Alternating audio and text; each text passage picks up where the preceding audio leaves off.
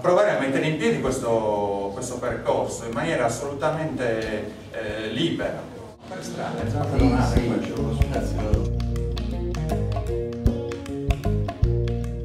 Ho raccolto l'invito di Enrico con molto interesse. Qualche organismo che abbia un occhio di riguardo per l'infanzia. Cagliari è stata molto assente dal punto di vista della lingua sarda, mentre nel resto della Sardegna, dell'Europa e nel mondo il discorso della valorizzazione delle lingue minoritarie invece prende piede, cammina.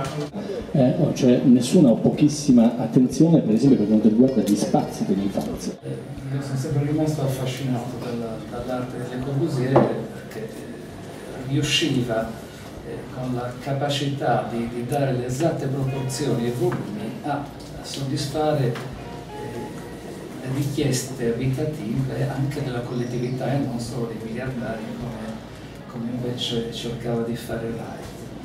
Il periodo di stallo e di crisi. Sta cercando di mettere il cittadino al centro delle politiche. Sullo smaltimento dell'amianto, sorveglianza sanitaria, la patologia e storia. Dopo la riforma Gelmini che tutti conosciamo. Valorizzare il poeta e fare in modo che sia fruibile da tutti, per cui io metto a disposizione queste mie competenze cercando anche di trovare delle piccole soluzioni. Che la lingua sarda entri a Cagliari, magari con l'istituzione del famoso ufficio della lingua sarda che esiste pressoché dappertutto tranne Cagliari. Un occhio di riguardo molto attento all'infanzia significa appunto partire con il piede giusto per tutta la città.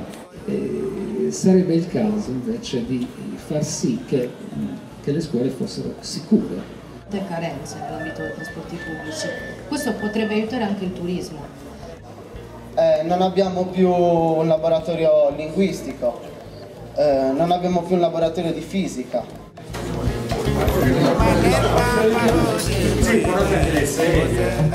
In altre problematiche sono quelle della dotazione di sapone, di carta, cioè le più basilari norme igieniche che nelle scuole.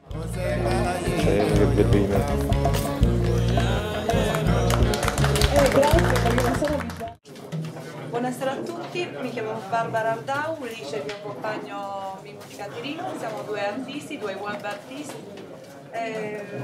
Sosterremo con il nostro lavoro Enrico per tenere questa giunta e Zedda ancorati a sinistra. Grazie.